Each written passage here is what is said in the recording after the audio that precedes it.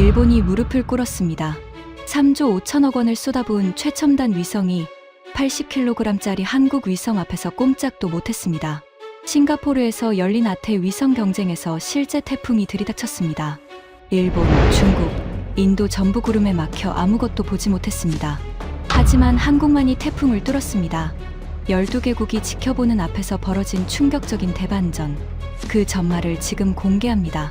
시작하기 전 구독과 좋아요, 그리고 대한민국 화이팅 댓글로 한국을 응원해주세요. 얼마 전 싱가포르 마리나베이 샌즈 컨벤션 센터가 발칵 뒤집혔습니다. 아시아 태평양 12개국에서 모인 200여 명의 우주 전문가들이 대형 스크린을 올려다보고 있었습니다.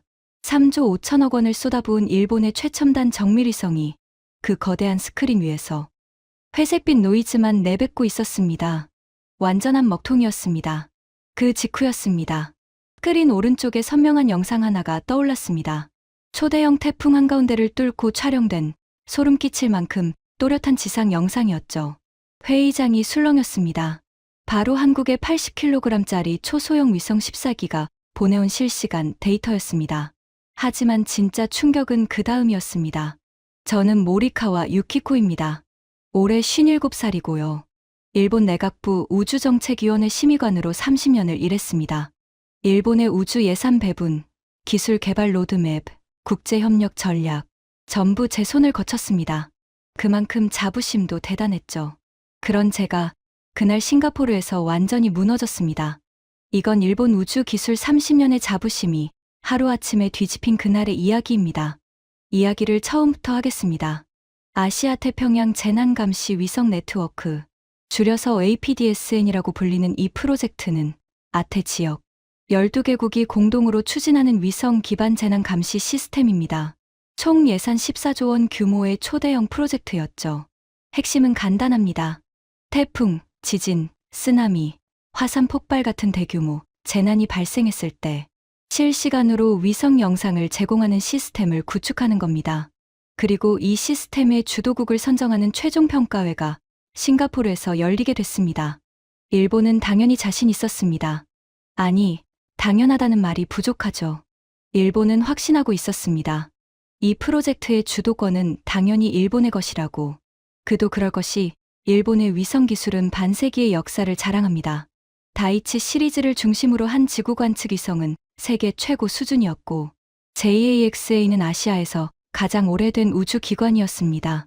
3조 5천억 원을 들여 개발한 최신 다이치 후속 위성은 무게 3.5톤의 해상도 0.25m, 세계에서 손가락 안에 드는 초정밀 위성이었습니다. 저는 이 프로젝트의 일본 측 수석 대표로 싱가포르에 갔습니다. 싱가포르 창의공항에 도착한 건 회의 전날 저녁이었습니다. 활주로에 내리는 순간 후끈한 적도의 공기가 온몸을 감쌌습니다. 양복 안쪽이 순식간에 축축해지는 게 느껴졌죠. 하지만 마음은 가벼웠습니다. 아니, 솔직히 말하면 한껏 들떠 있었습니다. 공항에서 마리나베이 샌즈까지 택시를 탔습니다.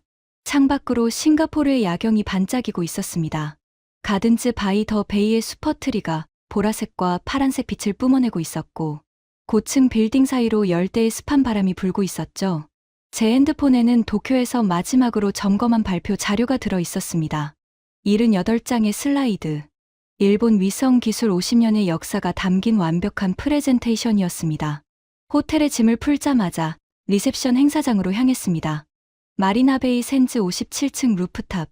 싱가포르 도심의 야경이 발 아래 펼쳐지고 인피니티 풀 옆으로 12개국 대표단이 삼삼오오 모여 있었습니다.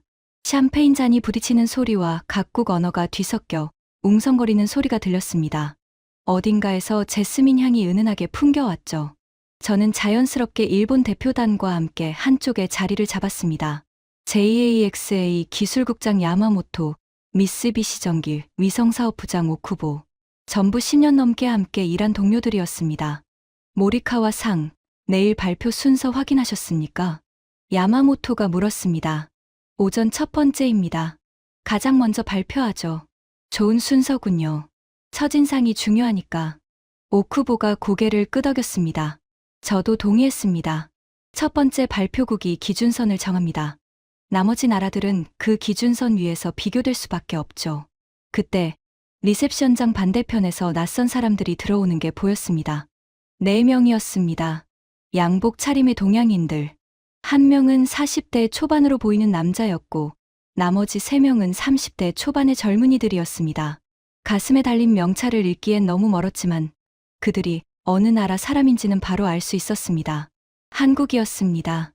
옆구리에 낀 서류 가방에 카이스트라고 적혀 있었기 때문입니다. 저는 속으로 가볍게 웃었습니다. 카이스트. 대학교 연구소에서 나왔다는 겁니다. 일본은 JAXA와 미쓰비시 전기, 그리고 내각부가 합동으로 팀을 꾸렸는데 한국은 대학 연구소가 대표로 온 겁니다. 인원도 4명. 일본 대표단 12명의 3분의 1이었죠. 솔직히 말씀드리겠습니다. 그 순간 제가 느낀 감정은 경계가 아니었습니다. 측은함에 가까웠습니다. 저쪽이 한국 대표단인 모양이군요. 옆에서 누군가가 말했습니다. 돌아보니 중국 국가항천국의 왕웨이 부국장이었습니다. 국제우주회의에서 여러 번 얼굴을 마주친 적 있는 인물이었죠. 왕 부국장은 한국 대표단 쪽을 힐끗 보더니 목소리를 낮췄습니다. 대학교에서 왔군요. 한국이 이 프로젝트에 지원한 것 자체가 좀 의외긴 합니다. 저는 미소를 지었습니다. 한국이 자체 발사체를 성공시킨 게 얼마 되지 않았죠. 의욕은 높은 것 같습니다만 의욕만으로 위성 시스템을 만들 수는 없습니다. 우리 중국도 위성 개발에만 수십 년, 수조 위안을 쏟아부었는데 왕 부국장이 샴페인을 한 모금 마시며 말했습니다.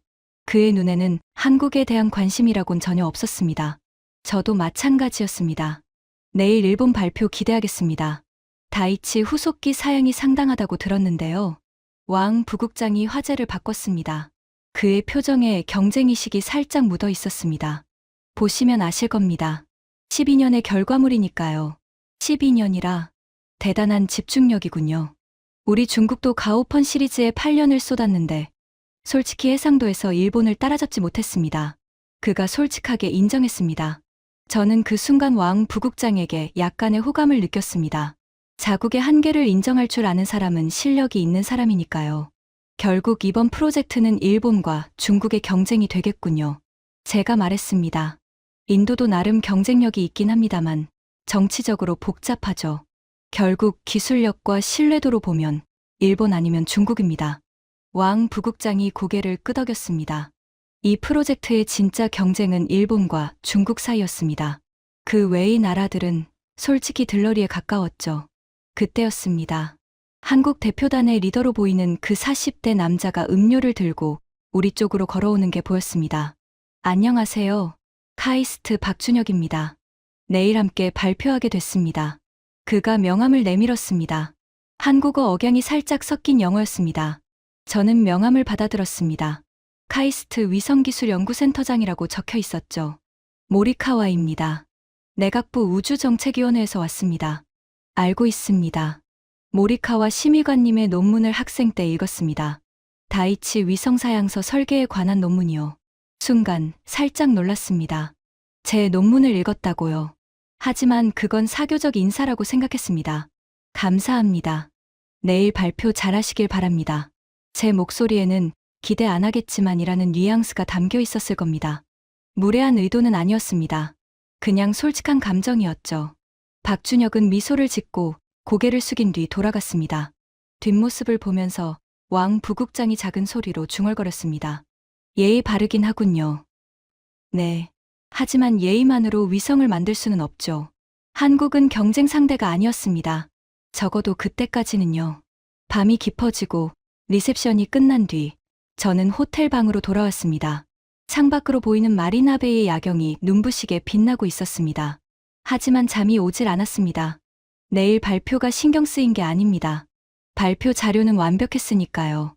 제가 잠들지 못한 건 아버지 때문이었습니다. 제 아버지 모리카와 슈니치. 아버지는 일본 우주개발 1세대 엔지니어셨습니다. 일본 최초의 지구 관측 위성 프로젝트에 참여하셨던 분이죠. 제가 어릴 때 아버지는 늘 이런 말씀을 하셨습니다. 유키코, 일본의 우주 기술은 아시아의 등불이다. 이 등불을 꺼뜨려서는 안 된다. 아버지가 돌아가신 건 8년 전이었습니다. 병원 침대에서 마지막으로 제 손을 잡으시며 아버지는 같은 말씀을 하셨습니다. 등불을 지켜라. 저는 30년을 그 말씀대로 살았습니다. 일본의 우주 기술이 아시아에서 가장 밝은 등불이 되도록 예산을 확보하고 기술 로드맵을 짜고 국제협력을 이끌었습니다. 그리고 내일 이 자리에서 그 성과를 증명할 겁니다. 저는 핸드폰을 내려놓고 눈을 감았습니다. 내일이면 아시아의 우주 주도권이 확정됩니다. 당연히 일본이 될 거라고 믿었습니다. 다음 날 아침이었습니다. 마리나베이 샌즈 지하 1층 컨벤션 홀. 축구장 절반 크기의 회의장에 12개국 대표단 200여 명이 자리를 잡았습니다. 정면에는 폭 15m짜리 대형 LED 스크린이 설치돼 있었고 각국 대표석에는 실시간 통역 장비가 놓여 있었습니다. 에어컨에서 나오는 차가운 바람이 회의장을 가득 채우고 있었습니다. 하지만 제 손바닥은 땀으로 축축했습니다. 긴장이 아니었습니다. 기대감 때문이었죠. 오전 9시 정각. 사회자가 마이크를 잡았습니다. 첫 번째 발표국, 일본입니다. 저는 자리에서 일어났습니다.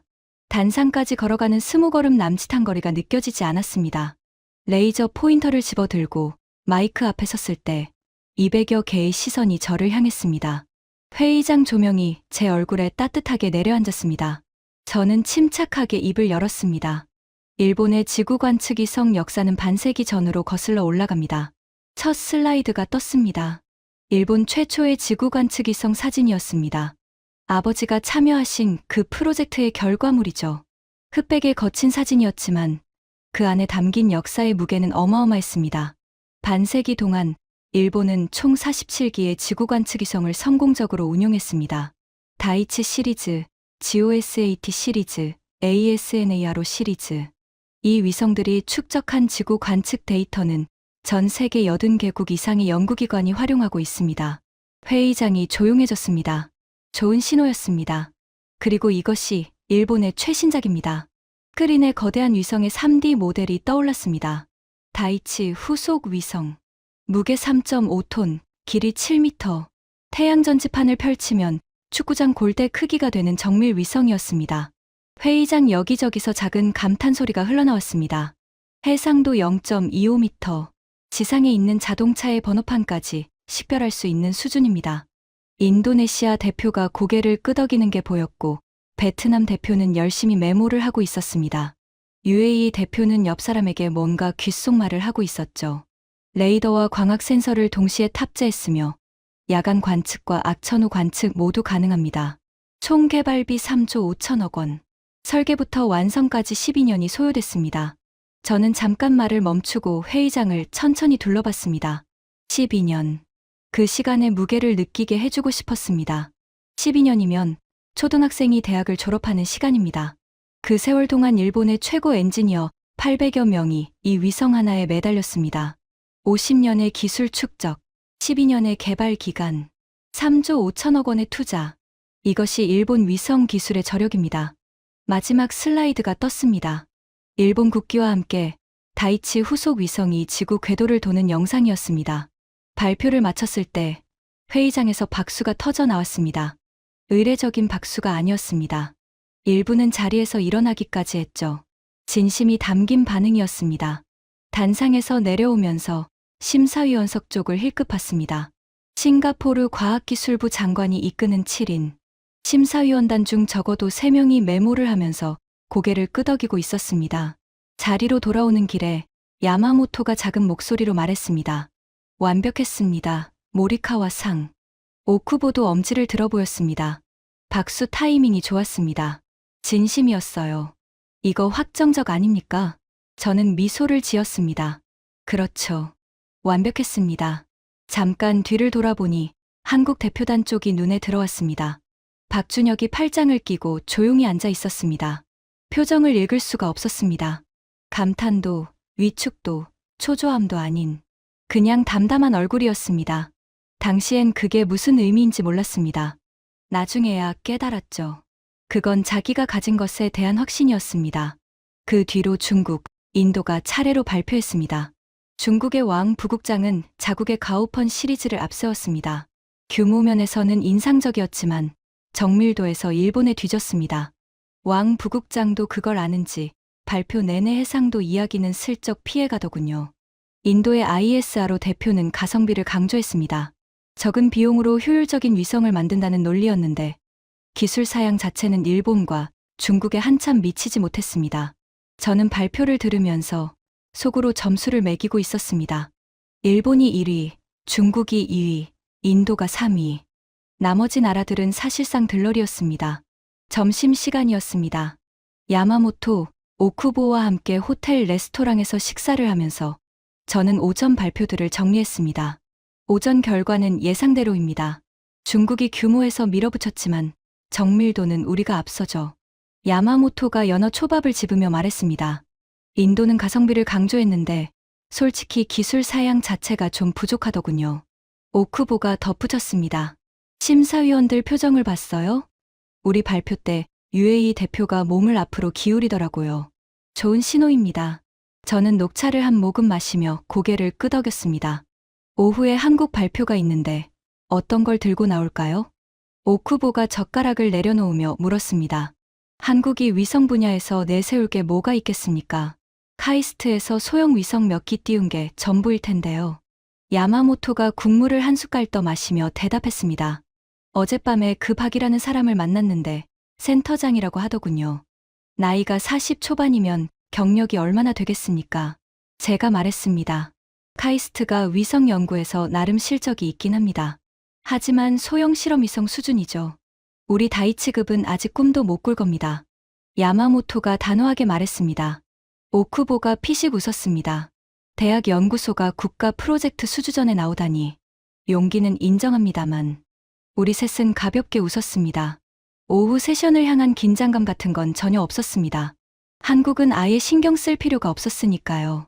적어도 그때까지는요. 오후 세션이 시작됐습니다.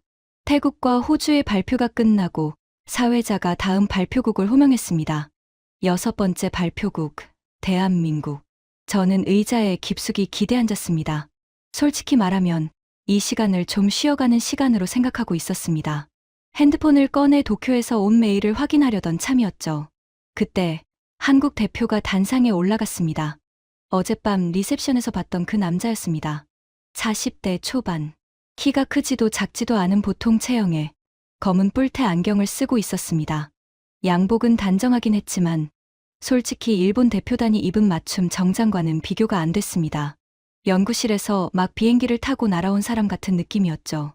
넥타이가 살짝 비뚤어져 있었는데 본인은 그걸 신경도 안 쓰는 것 같았습니다. 안녕하세요. 카이스트 위성기술연구센터 박준혁입니다. 그가 마이크 앞에 섰을 때 저는 이미 판단을 내리고 있었습니다. 대학 연구원, 정부 기관도 아니고 대기업도 아니고 대학교.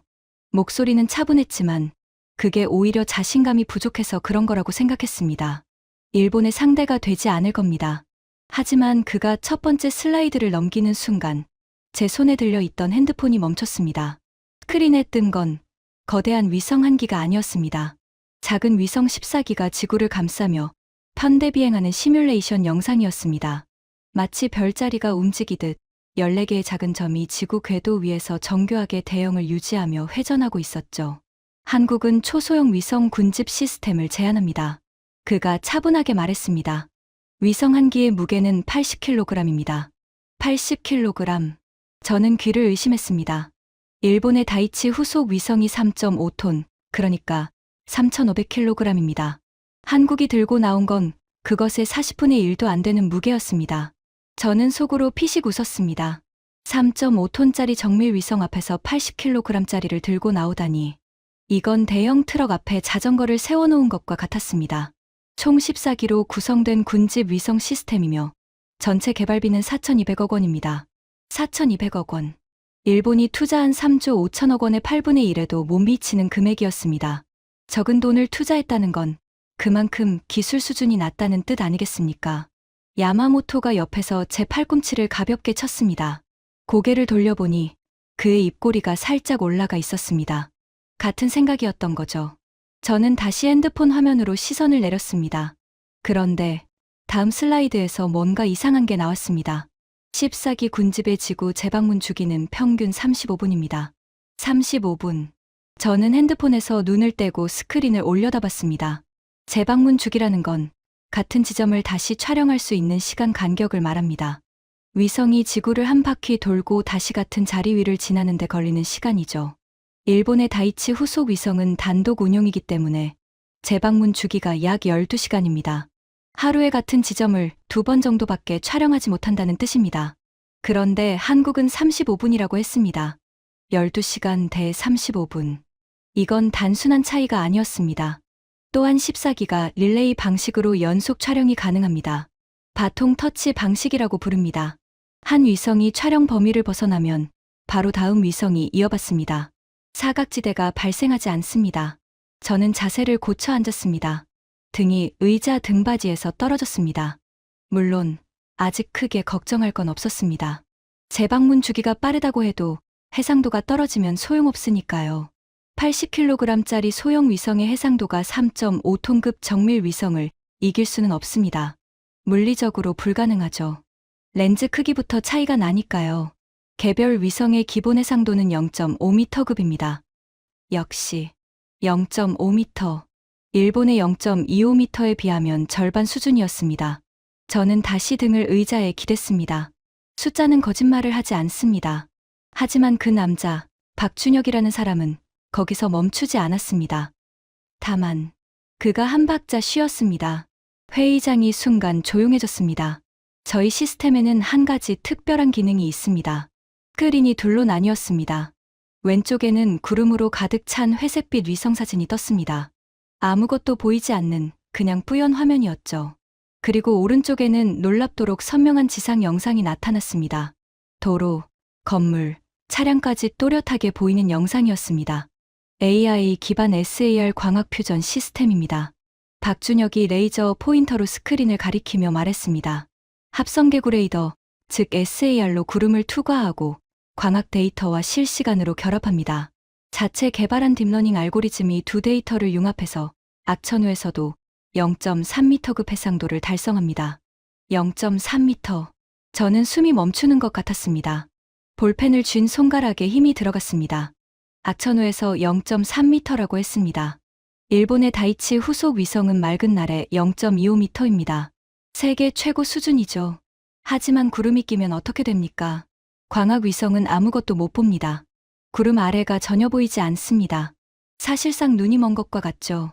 그런데 한국은 구름 속에서도 0.3m를 달성한다고 했습니다. 잠깐, 이게 가능한 겁니까? 야마모토가 옆에서 작은 신음 소리를 냈습니다. 저는 돌아보지 않았습니다. 돌아볼 수가 없었습니다. 스크린에서 눈을 뗄 수가 없었으니까요. 제 오른손이 무의식적으로 볼펜을 집어 들었습니다. 메모지에 숫자를 적기 시작했습니다. 일본 맑은 날 0.25m, 흐린 날 관측 불가. 한국 맑은 날 0.5m, 흐린 날 0.3m. 재난 감시 위성에서 가장 중요한 건 뭡니까? 맑은 날에 예쁜 사진을 찍는 게 아닙니다. 태풍이 오고 폭우가 쏟아지고 화산재가 하늘을 뒤덮을 때 그 아래를 볼 수 있느냐가 핵심입니다. 재난은 맑은 날에 오지 않습니다. 그렇다면 저는 고개를 들어 스크린을 다시 봤습니다. 박준혁은 담담한 표정으로 서 있었습니다. 과장도 없고 허세도 없었습니다. 목소리도 처음부터 끝까지 같은 톤이었죠. 그저 숫자와 영상을 보여줄 뿐이었습니다. 그게 오히려 더 무서웠습니다. 허세를 부리는 사람은 허세로 알아볼 수 있습니다. 하지만 이렇게 담담하게 데이터만 나열하는 사람은 자기가 보여주는 것에 확신이 있다는 뜻이니까요. 내일 오후에 예정된 실시간 시연에서 이 시스템의 실제 성능을 직접 보여드리겠습니다. 그가 마지막으로 말했습니다. 질문은 시연 이후에 받겠습니다. 감사합니다. 발표가 끝났습니다. 회의장은 조용했습니다. 일본이 발표했을 때처럼 박수가 터져 나오지는 않았습니다. 하지만 그 침묵은 무관심의 침묵이 아니었습니다. 놀라움의 침묵이었습니다. 저는 그걸 느낄 수 있었습니다. 회의장 전체의 공기가 달라져 있었습니다. 아까까지 느긋했던 분위기가 이제 팽팽하게 긴장된 분위기로 바뀌어 있었죠. 옆을 보니 야마모토의 얼굴에서 아까의 여유로운 미소가 사라져 있었습니다. 오쿠보는 메모지에 뭔가를 빠르게 적고 있었고요. 야마모토가 제 쪽으로 몸을 기울이며 속삭였습니다. SAR 광학 퓨전이라고 했으니까. 우리 JAXA에서도 연구 중인 기술인데 아직 실용화 단계가 아닙니다. 저게 진짜라면 문제가 됩니다. 이론과 실전은 다릅니다. 슬라이드에서 보여주는 건 뭐든 가능하죠. 저는 애써 침착하게 대답했습니다. 하지만 야마모토의 얼굴은 이미 굳어 있었습니다. 반대편을 보니 중국의 왕 부국장이 팔짱을 끼고 스크린을 노려보고 있었습니다. 어젯밤에 한국을 깔보며 웃던 그 얼굴이 지금은 돌처럼 굳어 있었습니다. 그 옆에 중국 기술진이 뭔가 열띤 토론을 하고 있었죠. 더 뒤쪽을 보니 상황은 더 심각했습니다. UAE 대표가 보좌관에게 뭔가를 속삭이고 있었고, 인도네시아 대표는 노트북을 열고 뭔가를 검색하기 시작했습니다. 베트남 대표는 아까 일본 발표 때보다 훨씬 열심히 메모를 하고 있었고요. 오쿠보가 제 어깨를 살짝 건드렸습니다. 모리카와 상, 저 UAE 대표 표정 보셨습니까? 봤습니다. 아까 우리 발표 때보다 더 집중하고 있습니다. 그 말이 가슴에 모처럼 박혔습니다. 하지만 저는 아직 인정할 수 없었습니다. 발표 자료가 좋은 것과 실제 성능은 다릅니다. 슬라이드에 적힌 숫자와 현실은 다릅니다. 누구나 발표장에서는 완벽한 데이터를 보여줄 수 있습니다. 중요한 건 내일의 실시간 시연이었습니다. 오후 세션이 끝난 뒤 저는 야마모토, 오쿠보와 함께 호텔 로비 카페에 모였습니다. 한국 발표 어떻게 보셨습니까? 제가 먼저 입을 열었습니다. 커피잔을 들었는데 손이 살짝 떨리는 게 느껴졌습니다. 야마모토가 한숨을 내쉬었습니다. 솔직히 예상 밖이었습니다. SAR 광학 퓨전 기술은 JAXA에서도 5년째 연구 중인데 실용화 단계에는 이르지 못했거든요. 한국이 이미 데이터를 가지고 있다면 문제가 됩니다. 발표 자료일 뿐입니다. 실전 데이터가 아니에요. 제가 말했습니다. 하지만 내일 실시간 시연을 한다고 하지 않았습니까? 오쿠보가 조심스럽게 말했습니다. 시연에서 실패하면 한국은 끝입니다. 시연에서 성공하면 오쿠보가 말끝을 흐렸습니다. 하지만 나머지 말은 하지 않아도 알 수 있었습니다. 시연에서 성공하면 우리가 위험합니다. 도쿄에 보고해야 합니다. 한국의 군집 위성 시스템에 대해 야마모토가 핸드폰을 꺼내며 말했습니다. 아직 이릅니다. 내일 시연을 보고 판단해도 늦지 않습니다. 저는 단호하게 말했습니다. 아직 동요할 때가 아니었습니다. 도쿄에 섣불리 보고했다가 한국이 시연에서 실패하면 그때야말로 저희 판단력이 의심받을 테니까요. 일단 내일을 기다립시다. 80kg짜리가 실전에서 3.5톤을 이길 수는 없을 겁니다. 제가 커피를 마시며 말했습니다. 야마모토와 오쿠보는 고개를 끄덕였지만 두 사람의 눈에서 아까 점심때의 여유는 완전히 사라져 있었습니다. 내일이면 진짜가 드러날 겁니다. 80kg짜리 장난감이 3.5톤의 정밀 위성을 이길 수는 없을 겁니다. 물리적으로 불가능합니다. 저는 그렇게 스스로에게 말했습니다. 하지만 호텔 방으로 돌아가는 엘리베이터 안에서 제 심장이 평소보다 빠르게 뛰고 있다는 걸 느꼈습니다. 엘리베이터의 차가운 금속 벽에 등을 기대고 눈을 감았습니다. 35분, 0.3m, 4,200억 원. 세 개의 숫자가 머릿속에서 떠나지 않았습니다. 그날 밤, 저는 거의 잠을 자지 못했습니다. 침대에 누워 천장을 올려다보면서 계속 같은 생각이 맴돌았습니다. 설마 그게 진짜일 리가 없어. 80kg짜리가 3.5톤을 이길 수는 없어. 하지만 머릿속 한 구석에서 작은 목소리가 속삭이고 있었습니다. 만약에 그게 진짜라면 아버지의 등불이 꺼지는 건 아닐까. 새벽 4시. 싱가포르의 하늘이 아직 어두웠습니다. 저는 침대에서 일어나 창가에 섰습니다. 마리나베이의 불빛들이 새벽 어둠 속에서 아직도 반짝이고 있었습니다. 몇 시간 뒤면 실시간 시연이 시작됩니다. 모든 게 밝혀질 겁니다. 저는 주먹을 꽉 쥐었습니다.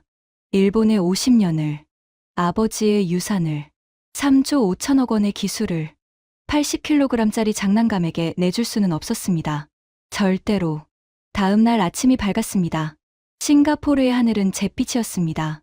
새벽부터 먹구름이 몰려들더니 아침이 되자 하늘 전체가 두꺼운 구름으로 뒤덮였습니다. 열대 특유의 짓누르는 습기가 호텔 창문에 물방울을 만들고 있었죠. 거울 앞에서 넥타이를 매면서 저는 창밖의 먹구름을 봤습니다. 흐린 날, 평소라면 신경 쓰지 않았을 날씨입니다. 하지만 오늘은 달랐습니다. 오늘은 각국 위성의 실시간 시연이 있는 날이었으니까요. 그리고 흐린 날은 광학 위성에게 최악의 조건이었습니다. 일본의 다이치 후속 위성은 광학 위성입니다. 맑은 날에는 세계 최고 수준의 해상도를 자랑하지만 구름이 끼면 아무것도 볼 수 없죠. 반면 어제 한국이 발표한 SAR 광학 퓨전 시스템은 구름을 뚫는다고 했습니다. 오늘 날씨가 흐리다면 그건 한국에게 유리한 조건이었습니다. 아침 식사를 하러 내려가니 야마모토와 오쿠보가 이미 와 있었습니다. 두 사람의 얼굴에도 같은 걱정이 적혀 있었습니다. 날씨가 좋지 않습니다. 야마모토가 날씨 앱을 보여주며 말했습니다. 화면에는 싱가포르 남쪽 해상에 큰 구름 덩어리가 표시돼 있었습니다. 일시적인 구름일 수 있습니다. 열대 지역은 날씨가 수시로 바뀌니까요. 제가 말했습니다. 하지만 필리핀 동쪽에서 태풍이 발달 중이라는 뉴스가 있었습니다. 영향권은 아니지만 구름대가 넓어지고 있다고 합니다. 오쿠보가 핸드폰 화면을 보여줬습니다. 기상 뉴스였습니다. 태풍 칼마액이 필리핀 동쪽 800km 해상에서 발달 중인 초대형 태풍이었습니다. 중심 기압 925파, 최대 풍속 초속 55m, 카테고리 4급에 해당하는 괴물이었죠. 태풍 자체는 싱가포르에 오지 않겠지만 구름대 영향으로 오늘 하루 종일 흐릴 가능성이 높다고 합니다. 하루 종일 흐림. 제 이마에 땀이 살짝 맺혔습니다. 에어컨이 빵빵한 레스토랑이었는데도 말이죠. JAXA에 연락해서 위성 접속 상태를 미리 확인해둡시다. 제가 말했습니다. 이미 확인했습니다. 위성 자체는 정상입니다. 하지만 촬영 대상 지역에 구름이 끼면 광학 센서로는 지상이 보이지 않을 겁니다. 야마모토가 담담하게 말했습니다. 그의 눈동자가 흔들리고 있었습니다. 30년 넘게 위성을 만져온 베테랑 엔지니어도 물리법칙 앞에서는 어쩔 수 없었습니다. 광학 위성은 구름을 뚫을 수 없습니다. 이건 일본의 한계가 아니라 광학이라는 기술의 한계입니다. 하지만 한국은 그 한계를 넘었다고 주장하고 있었습니다. 혹시 사전에 시연 일정을 조율할 수 있을까요? 날씨가 좋은 날로 연기한다든지. 제가 물었습니다. 말하면서도 쪽팔리다는 걸 알고 있었습니다. 일본이 날씨 때문에 시연을 미뤄달라고 요청한다. 그건 스스로 약점을 인정하는 것이나 마찬가지였죠. 무리입니다. 12개국 일정을 맞춘 건데 날씨 때문에 연기하면 일본의 위성이 날씨에 취약하다는 걸 자인하는 겁니다. 야마모토가 고개를 저었습니다. 맞는 말이었습니다. 아무것도 할 수 없었습니다. 그냥 가야 했습니다. 흐린 하늘 아래로 오전 10시 컨벤션 홀. 어제와 같은 자리, 같은 스크린, 같은 200여 명의 참가자들. 하지만 공기가 달랐습니다. 어제의 느긋했던 학술 발표 분위기는 온데간데 없고 회의장 전체가 팽팽한 긴장감으로 가득 차 있었습니다. 심사위원장인 싱가포르 과학기술부 림 장관이 마이크를 잡았습니다. 오늘은 각국 위성 시스템의 실시간 시연을 진행합니다. 현재 필리핀 동쪽 해상에 태풍 칼마에기가 접근 중이며 이로 인해 아태 지역 넓은 범위의 구름대가 형성되어 있습니다. 림 장관이 말을 이었습니다. 심사위원단은 협의 끝에 이 상황을 활용하기로 결정했습니다. 재난감시 위성의 핵심 목적은 악천후 상황에서의 지상 관측입니다. 오늘의 기상 조건은 오히려 각국 시스템의 실전 성능을 검증할 수 있는 최적의 기회입니다. 심장이 쿵 내려앉았습니다. 악천후 시연. 그것도 실제 태풍 상황에서.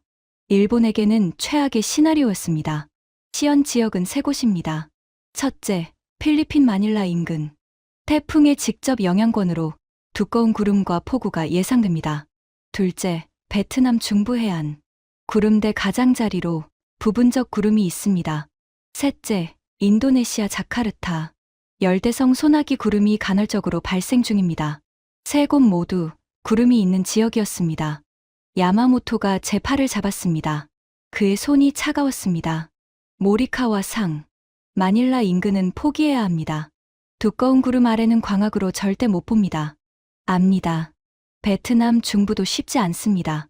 부분적 구름이라고 했지만 실시간으로 구름 없는 틈을 잡아야 하는데 우리 위성의 재방문 주기가 12시간이라 타이밍이 안 맞을 수 있습니다. 그것도 압니다. 자카르타라면 혹시 가능할 수도 있습니다. 간헐적 소나기 구름이면 구름 사이로 촬영할 기회가 있을 수도 있으니까요. 세 곳 중 한 곳에서라도 결과를 낼 수 있다면 저는 기도하는 심정이었습니다. 첫 번째 시연국은 중국이었습니다. 왕 부국장이 단상에 올라 자국의 가오펀 위성 시스템을 가동했습니다. 스크린에 실시간 위성 접속 화면이 떴습니다. 마닐라 인근 촬영 시도. 결과는 예상대로였습니다. 두꺼운 구름 때문에 지상이 전혀 보이지 않았죠. 회색빛 화면만 가득했습니다. 마닐라 인근은 현재 태풍 영향권으로 광학 관측이 불가합니다. 왕 부국장이 담담하게 말했습니다. 그의 표정에서 당혹감이 읽혔지만 어쩔 수 없는 일이었습니다. 광학 위성의 한계니까요. 베트남 중부도 마찬가지였습니다. 구름 사이로 간간히 지상이 보이긴 했지만 선명한 관측은 불가능했습니다. 자카르타에서는 소나기 구름 틈으로 부분적인 영상을 얻었지만 해상도가 불안정했습니다. 중국 시연 종합 결과 3곳 중 1곳 부분 성공. 왕 부국장은 씁쓸한 표정으로 자리에 앉았습니다. 다음은 인도였습니다. ISRO 대표가 올라갔습니다. 결과는 중국과 비슷했습니다. 마닐라 인근은 완전 실패, 베트남 부분 성공, 자카르타 부분 성공. 중국보다 약간 나은 정도였죠. 그리고 일본 차례가 왔습니다.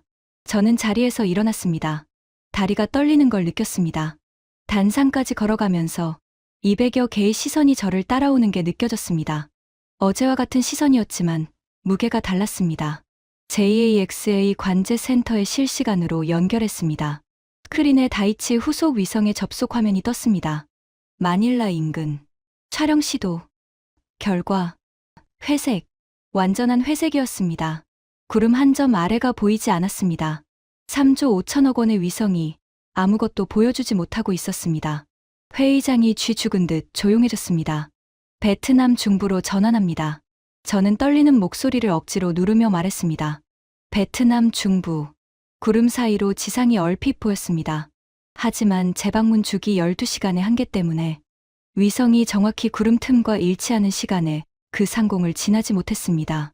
결과는 흐릿한 부분 영상 하나가 전부였습니다. 자카르타. 소나기 구름 사이로 비교적 선명한 영상을 얻었습니다. 해상도 0.3m. 나쁘지 않았습니다.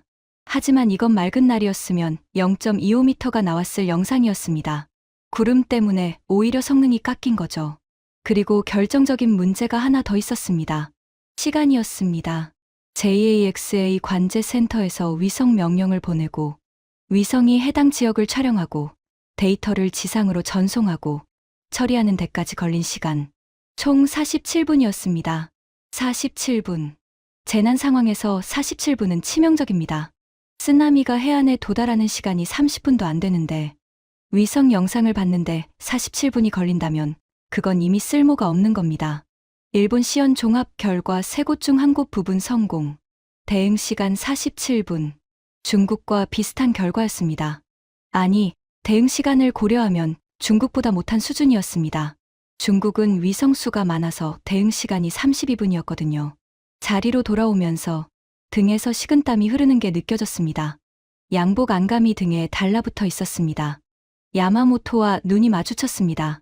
그가 입술을 꾹 깨물고 있었습니다. 손에 쥔 볼펜을 부러뜨릴 것처럼 꽉 잡고 있었죠. 오쿠보가 속삭였습니다. 중국이나 인도와 같은 수준입니다. 어제 발표에서 압도적이었는데 시연에서 같은 점수라면 인상이 완전히 뒤집힙니다. 대응 시간이 문제입니다. 47분은 재난감시 위성으로서 너무 느립니다. 야마모토가 고통스러운 표정으로 말했습니다. 우리 위성이 한 기밖에 없으니까요. 한 기로는 재방문 주기 12시간입니다. 한국은 14기로 35분이고요. 이건 기술의 문제가 아니라 철학의 차이입니다. 그 말이 가슴을 찔렀습니다. 철학의 차이. 하나를 완벽하게 만드는 일본의 철학 대 여러 개를 빠르게 만드는 한국의 철학. 어제까지는 일본의 철학이 옳다고 믿었습니다. 하지만 오늘 실전에서 답이 나와버렸습니다. 알고 있었습니다. 뼈저리게 알고 있었습니다. 그리고 마지막이었습니다. 대한민국 실시간 시연을 시작해 주십시오. 림 장관의 목소리가 울렸습니다. 박준혁이 자리에서 일어났습니다. 박준혁은 단상에 올라가면서 노트북 하나를 들고 갔습니다. 거대한 장비도 화려한 발표 자료도 없었습니다. 얇은 노트북 한 대. 그게 전부였습니다. 일본은 JAXA 관제센터와 전용 회선으로 연결하느라 기술진 4명이 단상에 올라갔었는데 한국은 혼자였습니다. 그가 노트북을 펼치고 스크린에 연결했습니다. 화면에 지구의 위성 궤도도가 떠올랐습니다. 14개의 점이 지구를 감싸고 있었습니다. 각 점 옆에 실시간 상태 표시가 깜빡이고 있었죠. 14기 전부 녹색, 전부 정상 작동 중이었습니다.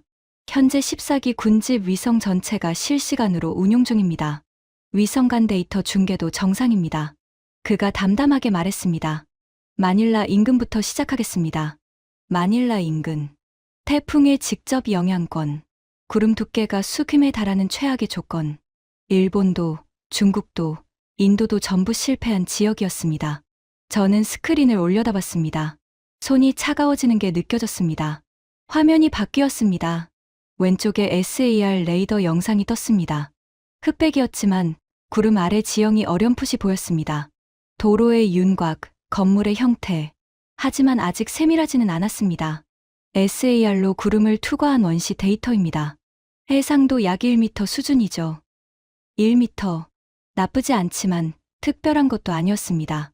하지만 그 다음이었습니다. 여기에 AI 퓨전 엔진을 작동시키겠습니다. 박준혁이 노트북에서 뭔가를 클릭했습니다. 스크린 오른쪽에 새로운 영상이 나타나기 시작했습니다. 처음에는 흐릿했습니다. 마치 안개 속에서 무언가가 서서히 드러나는 것처럼 윤곽이 잡히더니 점점 선명해지기 시작했습니다. 3초, 5초, 7초, 10초 뒤 스크린 오른쪽에 완전히 선명한 영상이 떠올랐습니다. 회의장에서 탄성이 터져 나왔습니다. 여기저기서 동시에 숨을 들이키는 소리가 났습니다. 누군가는 의자에서 벌떡 일어났습니다. 마닐라 인근의 해안 도시가 보였습니다.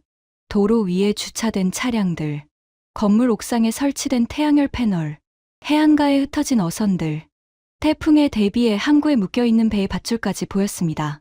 더 자세히 보니 해안도로 위에 세워진 바리케이드와 그 옆에 서 있는 사람의 윤곽까지 식별할 수 있었습니다. 구름 두께 수금을 뚫고 지상에 사람이 보이고 있었습니다. 저는 스크린에서 눈을 뗄 수가 없었습니다. 입이 벌어져 있다는 걸 깨달았지만 닫을 수가 없었습니다. 30년간 위성 기술을 다루면서 이런 영상은 한 번도 본 적이 없었습니다. 아니, 가능하다고 생각해 본 적조차 없었습니다. 현재 해상도 0.3m. AI가 SAR 데이터와 이전 광학 데이터를 실시간으로 퓨전 처리하고 있습니다. 박준혁의 목소리는 여전히 담담했습니다. 이 결과가 얼마나 충격적인지 본인이 모르는 것 같았습니다. 아니, 아마 알고 있었겠죠. 자기가 만든 기술이니까요. 너무 잘 알고 있어서 오히려 담담한 거였을 겁니다. 저는 옆에 야마모토를 봤습니다. 그의 얼굴이 하얗게 질려 있었습니다. 손에 쥔 볼펜이 미세하게 떨리고 있었죠. 이건 불가능한 겁니다. 야마모토가 중얼거렸습니다. 목소리가 갈라져 있었습니다. SAR 단독으로 저해상도가 나올 수 없어요.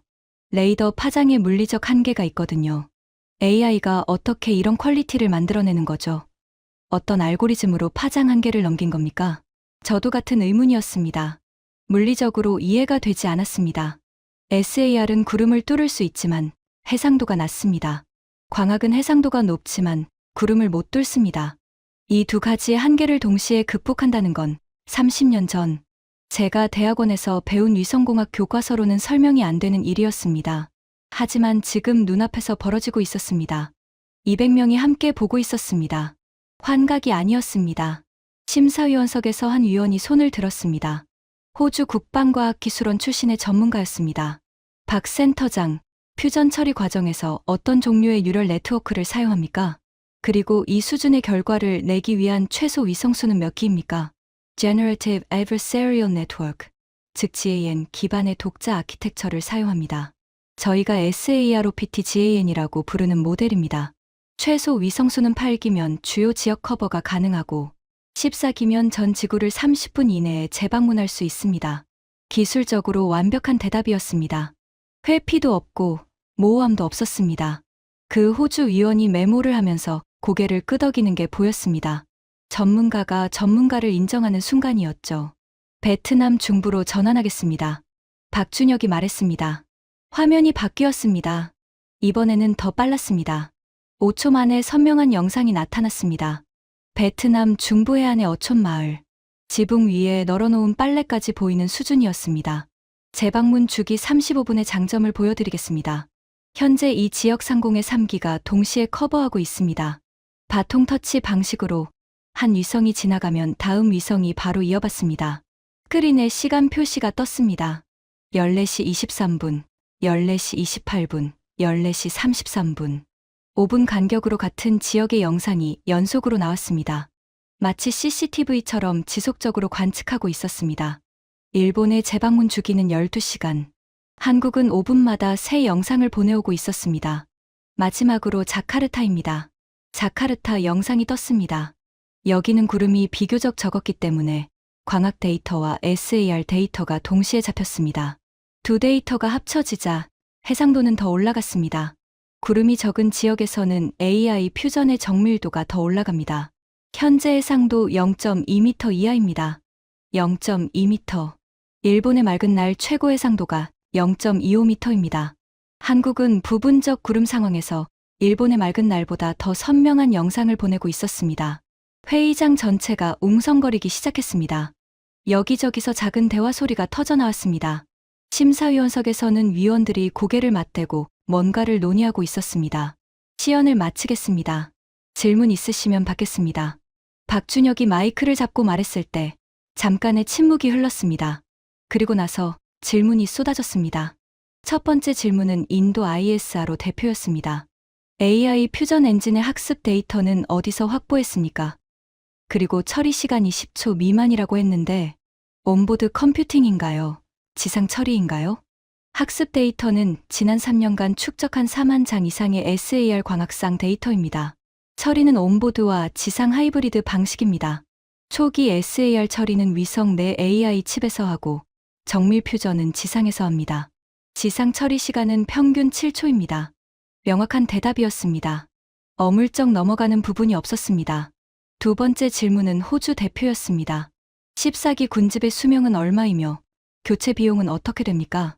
설계 수명은 5년이지만 추진제 보급 없이 7년까지 운용 가능합니다.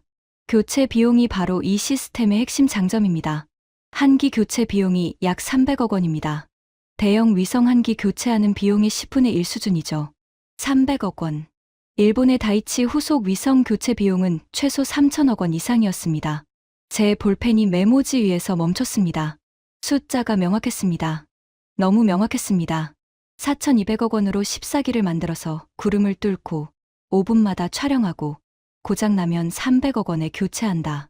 일본은 3조 5천억 원으로 1기를 만들어서 구름 앞에서 멈추고 12시간마다 촬영하고 고장나면 3천억 원에 교체한다. 이건 비교가 되지 않았습니다. 비교 자체가 잔인했습니다. 질의응답이 끝난 뒤 림 장관이 30분 휴식을 선언했습니다. 저는 자리에서 일어나는 것조차 힘들었습니다. 다리에 힘이 빠져 있었습니다. 야마모토가 제 팔을 잡아 일으켜 세웠습니다. 로비로 나갑시다. 야마모토가 말했습니다. 회의장 밖으로 나오자 이미 곳곳에서 335 모여 뭔가를 논의하는 소리가 들렸습니다. 그리고 그 대화의 중심에는 한 단어가 반복되고 있었습니다. Korea, Korea, Korea. 커피를 사러 로비 카페에 갔을 때 뒤에서 누군가 저를 불렀습니다. 모리카와 심의관. 돌아보니 UAE 우주청의 알마리 국장이었습니다. 40대 초반의 젊은 관료였죠. 흰색 칸두라를 입고 있었고 눈빛이 날카로웠습니다. 인상 깊은 시연이었습니다. 일본의 발표도 훌륭했고요. 그가 악수를 청하며 말했습니다. 하지만 그 다음 말이 진짜였습니다. 그런데 솔직히 여쭤보겠습니다. 일본의 위성 시스템은 오늘 같은 악천후 상황에서 어떤 대안이 있습니까? 칼 같은 질문이었습니다. 일본의 다이치 후속 위성에는 SAR 센서도 탑재되어 있습니다. 다만 한국처럼 AI 퓨전 방식의 실시간 처리는 아직 구현하지 않았습니다. 향후 업그레이드 계획에 포함되어 있습니다. 제가 대답했습니다. 사실이었습니다. 하지만 향후 계획이라는 말은 지금은 없다는 뜻이기도 했죠. 알마리 국장은 미소를 지었습니다. 외교적인 미소였습니다. 하지만 그 미소 뒤에 어떤 판단이 내려지고 있는지 저는 읽을 수 있었습니다. UAE는 사막 국가입니다.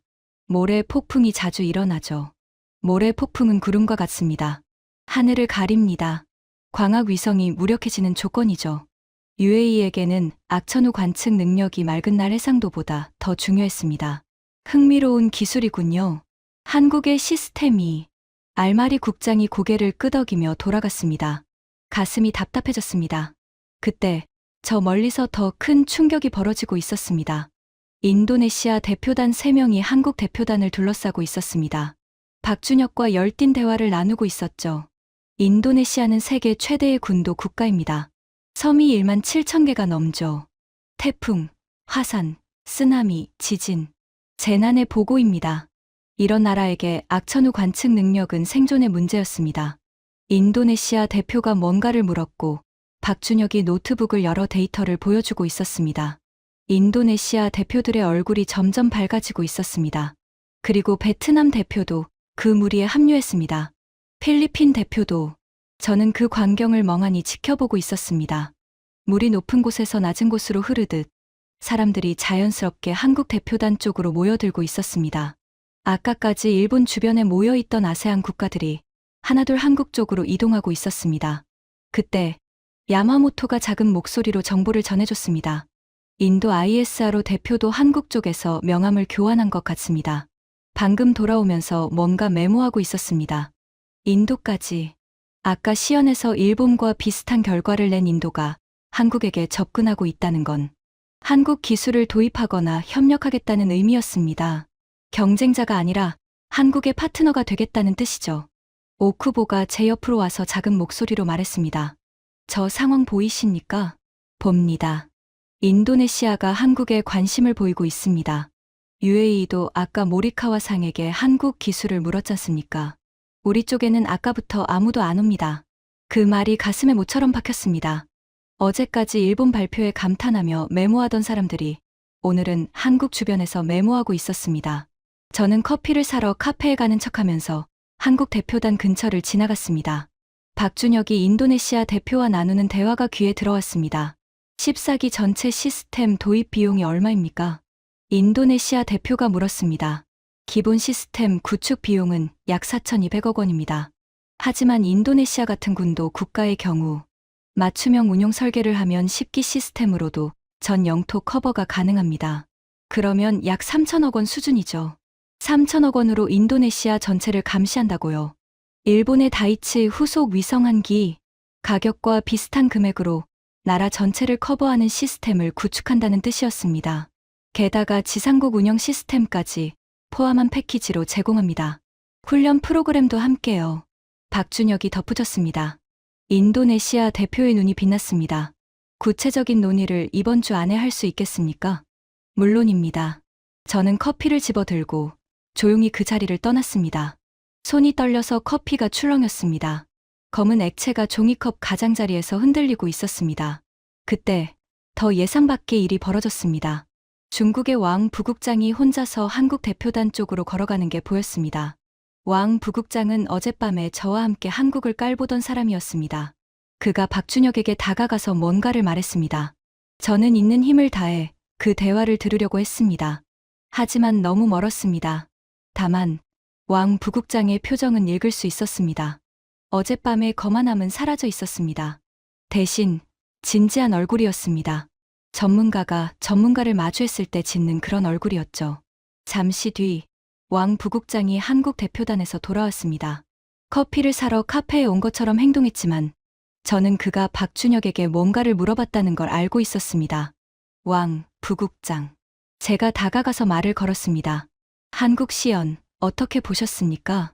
왕 부국장은 커피를 한 모금 마시고 천천히 입을 열었습니다. 모리카와 심의관. 솔직히 말하겠습니다. 그가 제 눈을 똑바로 봤습니다. 어젯밤에 저는 한국을 과소평가했습니다. 대학 연구소라고 깔봤습니다. 하지만 오늘 시연을 보고 생각이 바뀌었습니다. 심장이 철렁 내려앉았습니다. AI 퓨전 기술 자체는 개념적으로 알려져 있습니다.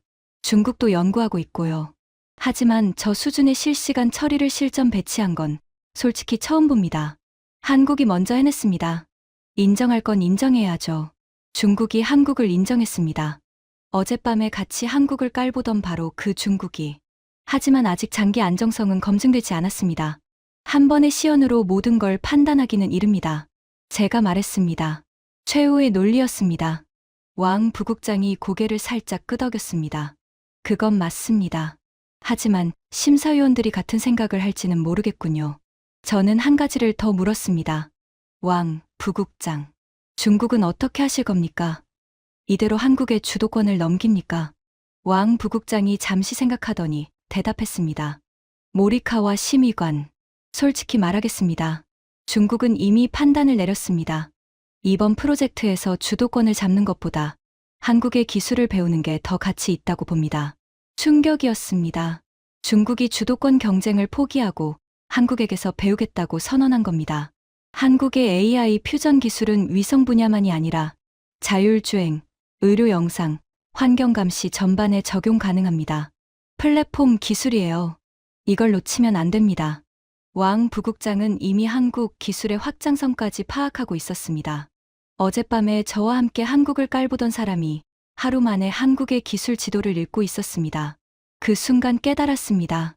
왕 부국장은 아까 한국 대표단에게 간 게 축하를 하러 간 게 아니었습니다. 기술 협력을 타진하러 간 겁니다. 중국은 이미 한 발 앞서 움직이고 있었습니다. 일본만 가만히 서서 무너지는 성벽을 바라보고 있었습니다. 저는 인도 ISRO 대표에게도 가봤습니다. 혹시 인도와 일본이 연합해서 대응할 수 있을까 하는 신락 같은 희망이었죠. 쿠마르 대표, 한국의 시연을 어떻게 보셨습니까? 인도 대표 쿠마르는 양손을 펼치며 말했습니다. 인상적이었습니다. 솔직히 말하면 ISRO에서도 소형 위성 군집을 연구하고 있거든요. 한국이 이미 실전 단계라면 우리도 방향을 재검토해야 할 것 같습니다. 일본과 공동 대응을 생각해 보신 적은 없습니까? 모리카와 심의관, 실례지만 솔직하게 말하겠습니다. 오늘 시연에서 일본은 중국과 같은 결과를 냈습니다. 일본 고유의 우위가 증명되지 않았어요. 공동 대응이라고 해도 어떤 우위를 기반으로 합니까? 칼 같은 말이었습니다. 하지만 틀린 말은 아니었습니다. 그 말이 맞았습니다. 오늘의 시연에서 200명의 전문가가 눈으로 직접 봤습니다. 일본, 중국, 인도의 위성이 구름 앞에서 멈추는 동안 한국의 위성만이 구름을 뚫었습니다. 한 번의 시연. 하지만 이것은 실제 태풍 상황에서의 실전 테스트였습니다. 통제된 실험실 조건이 아니라 살아있는 태풍 한가운데서 벌어진 일이었습니다. 변명의 여지가 없었습니다. 오후 세션이 재개됐습니다. 림 장관이 자유 토론 시간을 선언했습니다. 각국 대표가 마이크를 잡고 질문이나 의견을 제시할 수 있는 시간이었죠. 저는 여기서 반격해야 한다고 생각했습니다. 마이크를 잡았습니다. 한국의 시연은 인상적이었습니다. 먼저 인정할 건 인정했습니다. 부정하면 오히려 신뢰를 잃을 테니까요. 하지만 몇 가지 확인이 필요합니다. 저는 준비한 논점을 꺼냈습니다. 첫째, 초소형 위성 14기의 장기 안정성입니다. 대형 위성은 10년 이상 운용된 실적이 있습니다. 80kg급 초소형 위성이 궤도에서 5년 이상 안정적으로 운용된 사례가 있습니까? 박준혁이 마이크를 잡았습니다. 현재까지 운용 중인 시험 위성 2기가 3년 차에 접어들었습니다. 설계 수명은 5년이지만 추진제 여유분을 고려하면 7년까지 가능합니다. 다만 여기서 중요한 점은 초소형 위성의 철학이 다르다는 겁니다. 무슨 뜻입니까? 대형 위성은 하나를 오래 쓰는 겁니다. 반면 초소형 위성은 저비용으로 빠르게 교체하는 겁니다. 한 기가 고장나면 나머지 13기가 커버합니다. 대형 위성 한 기가 고장나면 시스템 전체가 멈추죠. 회의장에서 웅성거리는 소리가 들렸습니다. 일부가 고개를 끄덕이고 있었습니다. 하지만 저는 멈출 수 없었습니다. 둘째, AI 퓨전의 정확도 문제입니다. AI가 생성한 영상이 실제 지상과 얼마나 일치합니까? AI가 없는 것을 있는 것처럼 보여줄 수도 있지 않습니까? 이건 핵심 질문이었습니다. AI가 만들어낸 영상이 사실인지 아니면 AI가 추측한 허상인지. 박준혁이 노트북을 열었습니다. 좋은 질문입니다. 그가 스크린에 새로운 데이터를 띄웠습니다. 두 장의 사진이 나란히 나왔습니다. 왼쪽은 AI 퓨전으로 생성한 영상. 오른쪽은 나중에 맑은 날 같은 지역을 광학으로 직접 촬영한 영상이었습니다. 지난 1년간 수행한 8,000건의 검증 테스트 결과입니다. AI 퓨전 영상과 실제 광학 영상의 일치율은 97.3%입니다. 97.3%. 특히 건물, 도로, 차량 등 구조물의 위치 정확도는 99.1%입니다. AI가 거짓 구조물을 생성한 사례는 8,000건 중 0건입니다. 0건. 회의장이 또 한 번 웅성였습니다. 게다가 모든 AI 퓨전 영상에는 신뢰도 지수가 함께 제공됩니다. 신뢰도가 90% 미만인 영역은 빨간색으로 표시되어 사용자가 직접 판단할 수 있습니다. 완벽한 대답이었습니다. 반박할 여지가 없었습니다. 8,000건 검증이라는 숫자가 제 논리를 짓뭉개고 있었습니다. 그때 예상치 못한 곳에서 공격이 날아왔습니다. 태국 대표가 손을 들었습니다. 저를 향한 질문이었습니다. 모리카와 심의관께 질문 드리겠습니다. 일본은 대형 위성의 장기 안정성을 강조하셨는데 일본의 H3 로켓이 발사 실패한 건 얼마 전 아닙니까? 대형 위성은 발사 자체에 실패하면 3조 원이 한 번에 날아갑니다. 한국의 초소형 위성은 발사 실패해도 300억 원입니다. 위험관리 차원에서는 한국 방식이 더 안전한 것 아닙니까? 회의장이 웅성거렸습니다. H3 로켓. 일본 우주 기술의 자존심이었던 차세대 발사체가 시험 발사에서 실패한 사건. 그 뉴스가 전 세계에 보도됐을 때 저는 사무실에서 하루 종일 전화를 받으며 해명해야 했습니다. 그 악몽 같은 기억이 떠올랐습니다. H3 로켓 실패는 이미 원인이 규명되었고 이후 성공적으로 발사되었습니다. 저는 침착하게 대답했습니다. 물론 그렇습니다. 하지만 제 질문의 핵심은 리스크 분산입니다. 3.5톤짜리 위성 한 기에 모든 걸 거는 것과 80kg짜리 14기로 리스크를 나누는 것 중 어느 쪽이 더 현명한 전략입니까? 대답할 수 없었습니다. 왜냐하면 그 질문에 대한 답을 저도 이미 알고 있었으니까요. 하지만 저는 마지막 카드를 꺼냈습니다. 셋째, 실전 배치 실적입니다. 이 시스템이 실제 군사 작전이나 대규모 재난 대응에 투입된 적이 있습니까? 시험과 실전은 다릅니다. 이건 확실한 약점이라고 생각했습니다. 한국의 군집 위성 시스템은 아직 완전히 실전에 배치된 게 아닐 테니까요. 박준혁이 잠시 말을 멈췄습니다. 저는 속으로 쾌재를 불렀습니다. 답이 없는 거다. 드디어 약점을 잡았다. 하지만 그가 입을 열었을 때 나온 말은 예상 밖이었습니다. 시험 위성 2기로 한국군 합동훈련에 참가한 실적이 있습니다. 또한 나토 연합정보 시스템 평가에서 등급 A를 받았습니다. 나토 평가 보고서를 보여드릴 수 있습니다. 스크린에 나토 마크가 찍힌 보고서 표지가 떴습니다. 기밀 해제된 비밀 등급 문서였습니다. 평가 항목과 점수가 나와 있었고 종합 등급은 A였습니다. 회의장 분위기가 결정적으로 바뀌었습니다. 나토가 인정한 시스템. 이건 일개 대학 연구소의 실험이 아니었습니다. 세계 최대의 군사 동맹이 검증한 기술이었습니다.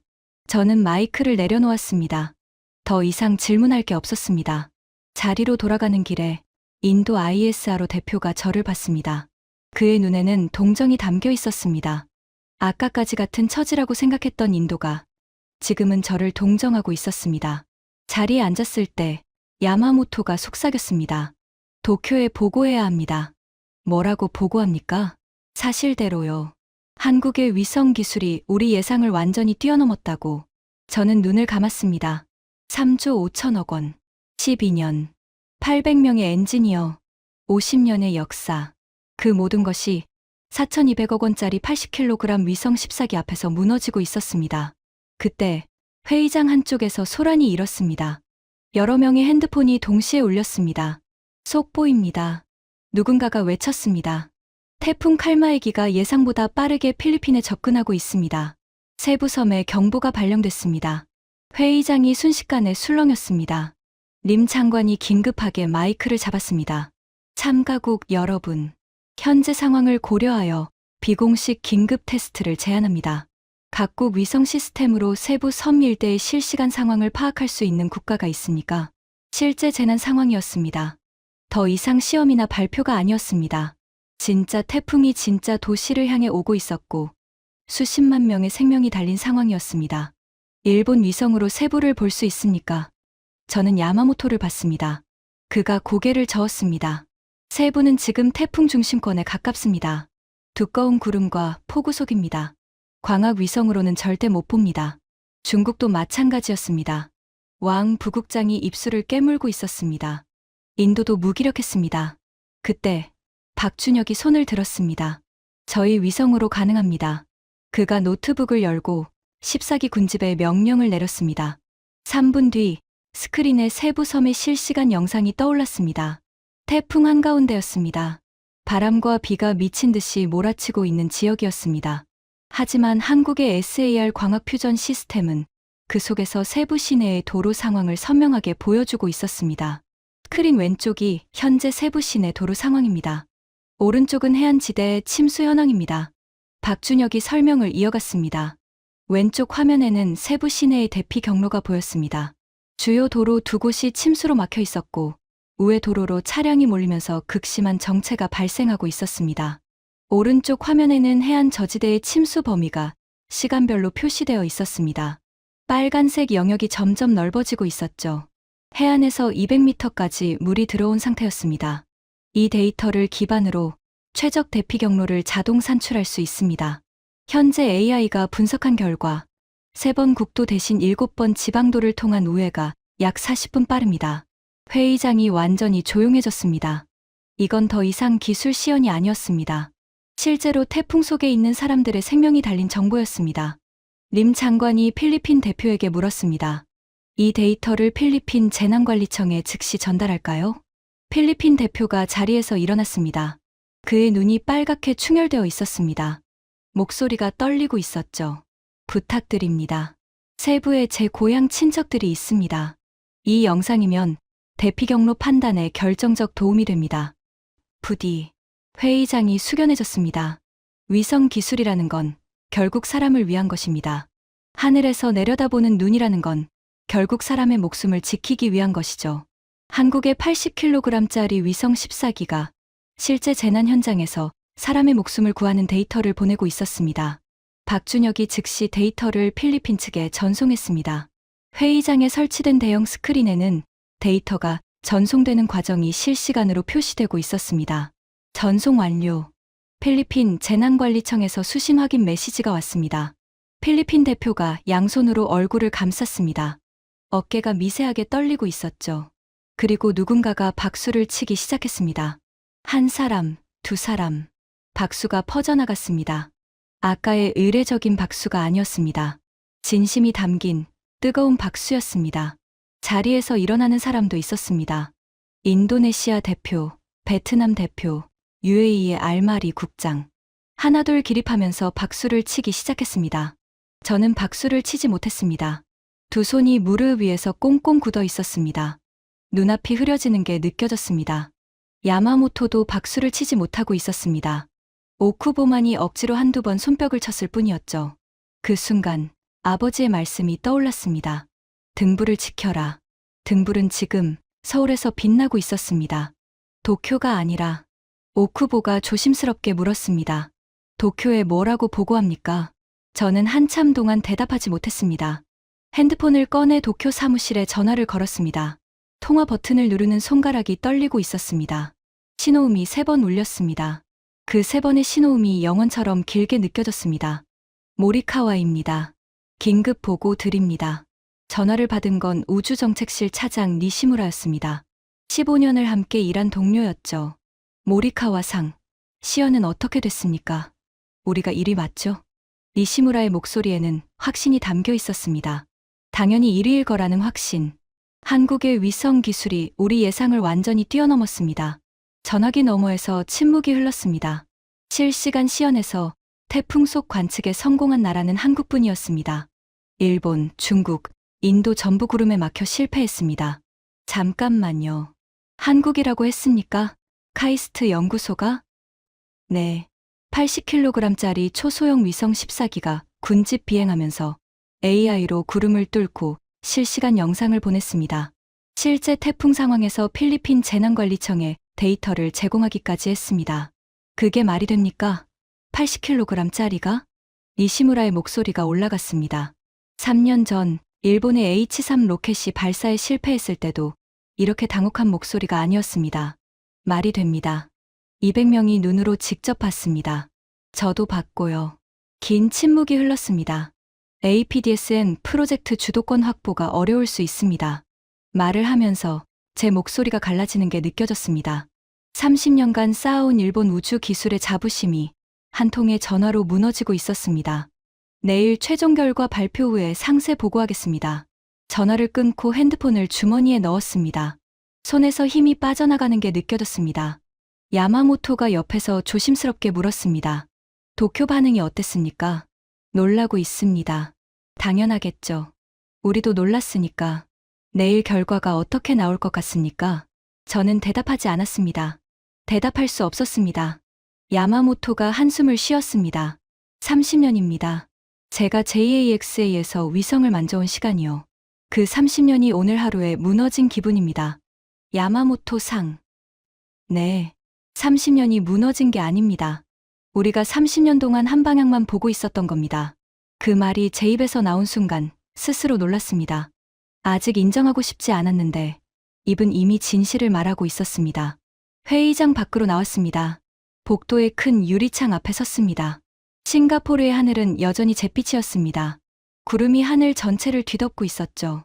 그 구름 너머 어딘가에서 한국의 14기 초소형 위성들이 지구를 감싸고 돌고 있었습니다.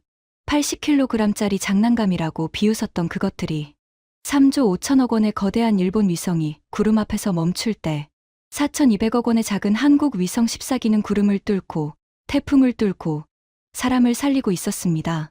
크다는 것이 강하다는 뜻이 아니었습니다. 비싸다는 것이 좋다는 뜻이 아니었습니다. 일본이 12년 동안 하나의 거대한 위성을 완벽하게 만드는 사이 한국은 3년 만에 14기의 작은 위성을 만들어서 하늘을 뒤덮었습니다. 완벽을 추구하는 동안 한국은 실행하고 있었습니다. 저는 유리창에 이마를 대고 눈을 감았습니다. 유리가 차가웠습니다. 이마에 닿는 그 차가움이 머릿속을 맑게 해주는 것 같았습니다. 하지만 뺨을 타고 흐르는 건 따뜻했습니다. 아버지의 사진이 떠올랐습니다. 일본 최초의 지구 관측위성 앞에서 찍은 젊은 시절 아버지의 사진. 자부심으로 가득했던 그 눈빛. 아버지, 제가 등불을 지키지 못할 것 같습니다. 유리창 너머로 마리나베이의 빌딩들이 흐릿하게 보였습니다. 구름 사이로 간간히 빛이 새어나왔습니다. 하지만 그 빛은 일본의 등불이 아니었습니다. 내일이면 최종 결과가 발표됩니다. 아시아 우주의 서열이 바뀌는 날. 그 순간이 두려웠습니다. 하지만 더 두려운 건 그 결과를 이미 알고 있다는 것이었습니다. 마지막 날 아침이었습니다. 싱가포르의 하늘이 맑게 개어 있었습니다. 어제까지 하늘을 뒤덮고 있던 먹구름이 씻은 듯이 사라져 있었죠. 마리나베이 샌즈의 유리벽에 햇살이 부서지고 있었습니다. 아이러니했습니다. 오늘 하늘이 맑다는 건 오늘이 시연이었으면 일본 위성도 완벽한 성능을 보여줄 수 있었다는 뜻이었습니다. 하지만 시연은 어제 끝났습니다. 흐린 하늘 아래에서 그리고 그 흐린 하늘이 승패를 갈랐습니다. 재난은 맑은 날을 골라서 오지 않으니까요. 회의장에 들어갔을 때 분위기가 달라져 있었습니다. 어제까지의 팽팽한 긴장감은 사라지고 대신 일종의 체념 같은 것이 회의장을 감싸고 있었습니다. 적어도 일본 대표단 쪽에서는요. 야마모토는 평소보다 일찍 와서 자리를 잡고 있었습니다. 오쿠보도 옆에 앉아 있었고요. 두 사람 모두 말이 없었습니다. 잘 잤습니까? 제가 물었습니다. 야마모토가 고개를 저었습니다. 한숨도 못 잤습니다. 이 나이에 밤새 잠을 못 잔 건 처음입니다. 오쿠보가 작은 목소리로 말했습니다. 도쿄에서 새벽에 전화가 왔습니다. 차관보가 직접 전화했더군요. 결과가 어떻게 되느냐고. 뭐라고 하셨습니까? 결과를 보고 연락드리겠다고 했습니다. 그 외에 무슨 말을 하겠습니까? 침묵이 흘렀습니다. 오전 10시. 림 장관이 단상에 올랐습니다. 3일간의 발표와 시연, 질의응답을 거쳐 심사위원단이 최종 평가를 완료했습니다. 회의장이 조용해졌습니다. 200여 명의 숨소리마저 멈춘 것 같았습니다. 평가 항목은 5가지입니다. 기술 성능, 악천 후 대응력, 가성비, 확장성, 그리고 실전 운용 실적. 림 장관이 스크린을 가리켰습니다. 각 항목별로 각국의 점수가 표시됐습니다. 기술 성능. 일본 92점, 한국 88점, 중국 85점, 인도 78점. 이 항목에서는 일본이 1위였습니다. 맑은 날 해상도 0.25m의 저력이었죠.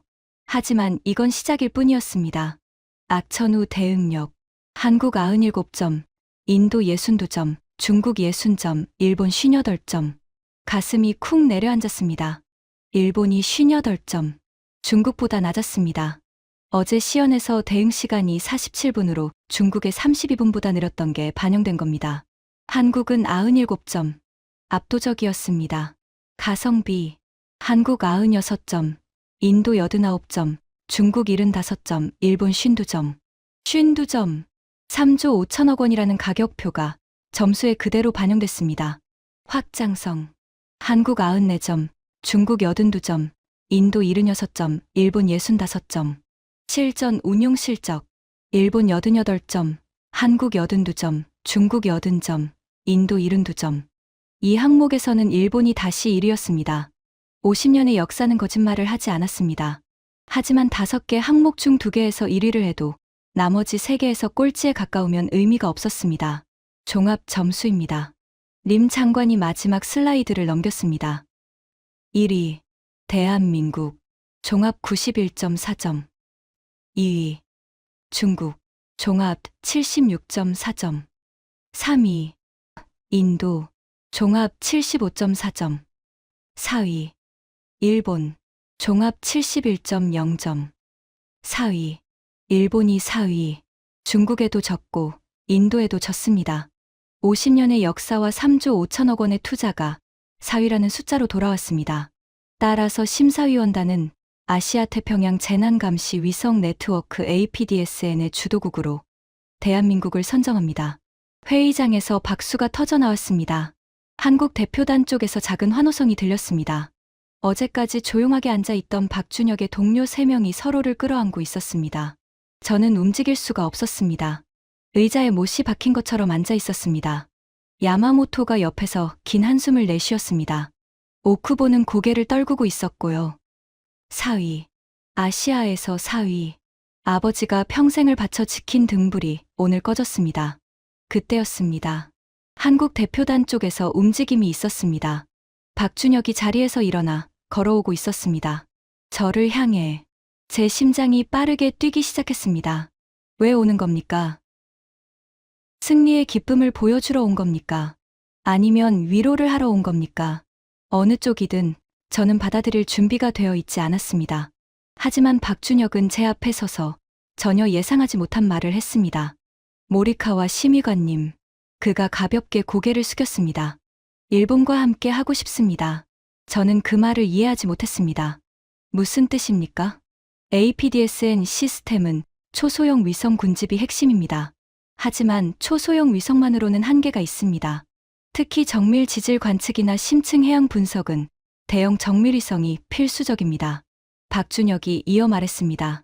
일본의 다이치급 정밀위성은 세계 최고 수준입니다. 이건 오늘 점수와 관계없는 사실입니다. 저희 군집 시스템과 일본의 정밀위성을 결합하면 말 그대로 완벽한 시스템이 됩니다. 완벽한 시스템. 한국이 넓게 보고 일본이 깊게 본다. 군집이 전체를 감시하고 정밀위성이 세부를 분석한다. 이 두 가지가 합쳐지면 세계 어느 나라도 따라올 수 없는 시스템이 만들어집니다. 회의장이 조용해졌습니다. 사람들이 이쪽을 보고 있었습니다. 주도국은 한국이지만 핵심 파트너는 일본이어야 합니다. 이건 저만의 생각이 아니라 어제 시연 전부터 저희 팀이 설계한 구조입니다. 시연 전부터 그 말에 저는 얼어붙었습니다. 한국은 처음부터 일본을 이기려고 온 게 아니었습니다. 일본을 파트너로 데리고 가려고 온 겁니다. 경쟁이 아니라 협력을 제안하러 온 겁니다. 하지만 그러려면 먼저 자신들이 주도권을 확보해야 했습니다. 파트너를 구하는 건 강자만이 할 수 있는 일이니까요. 강해져서 적을 만들러 온 게 아니라 강해져서 동료를 부르러 온 겁니다. 눈물이 났습니다. 참을 수 없었습니다. 57살의 관료가 200명 앞에서 눈물을 흘리고 있었습니다. 창피하다는 생각은 들지 않았습니다. 오히려 이 눈물이 나온다는 것 자체가 제가 아직 위성을 사랑한다는 증거였으니까요. 야마모토가 제 어깨를 잡았습니다. 오쿠보도.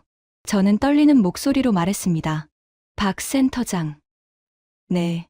아버지가 일본 최초의 지구 관측 위성을 만드신 분인데요. 박준혁이 조용히 고개를 끄덕였습니다. 아버지는 늘 말씀하셨습니다. 일본의 우주 기술은 아시아의 등불이라고. 이 등불을 꺼뜨려서는 안 된다고. 목소리가 갈라졌습니다. 오늘 등불이 꺼진 줄 알았습니다. 하지만 지금 박 센터장의 말을 듣고 보니 꺼진 게 아니라 옮겨진 거였습니다. 박준혁이 제 손을 잡았습니다. 등불은 꺼지지 않았습니다. 모리카와 심의관님. 하나가 아니라 15이 된 겁니다. 일본의 일기와 한국의 14기. 함께 밝히면 됩니다. 회의장에서 박수가 터져 나왔습니다. 이번에는 저도 박수를 칠 수 있었습니다. 도쿄로 돌아온 건 이틀 뒤였습니다. 내각부에서 보고를 마쳤습니다. APDSM 프로젝트에서 한국이 주도국, 일본이 핵심 파트너로 선정됐다는 보고.